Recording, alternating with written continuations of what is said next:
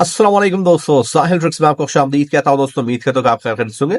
Saudi Arabia के दो special updates के साथ आप लोग की खिदमत में हाजिर हूं। आज की वीडियो में बात करने वाले हैं गैर मुल्की के लिए 5,000 रियाल जुर्माने के साथ साथ 3 साल के बाद बड़ी पाबंदी का खात्मा जो है वो हो चुका है। डिटेल्स आपके साथ जो है वो शेयर कर रहा हूँ।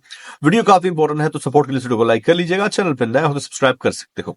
तो दोस्तों सबसे पहले बात करने वाले हैं Saudi Arabia ministry of transport ने गैर मुल्की ट्रक ड्राइवरों को जो है वो 5,000 रियाल जुर्माने जो है वो दिए हैं।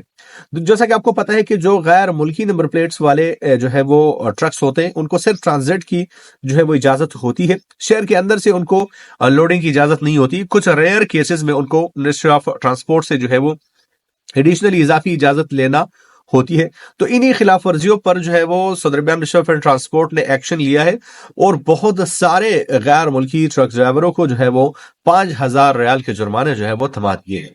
दोस्तों इस वीडियो का मेन अपडेट आपके साथ शेयर कर रहा हूं। सऊदी एम्बेसी ने 3 साल के बाद अपना ऑपरेशन फिर से काबुल में जो है वो स्टार्ट किया है। जैसा कि आपको पता है कि 15 अगस्त 2021 को जब नई गवर्नमेंट आई थी, तो उसके बाद जो है वो सऊदी अरबिया ने अपने एम्बेसी को, अपने ऑपरेशंस को जो है वो बंद किया हुआ था और फाइनली 3 साल के बाद सऊदी अरबिया एम्बेसी ने अपना ऑफिशियली काम जो है वो फुली फंक्शनली तौर पर फिर से काबुल में जो है वो स्टार्ट किया है, जो कि एक बहुत बड़ी बात है।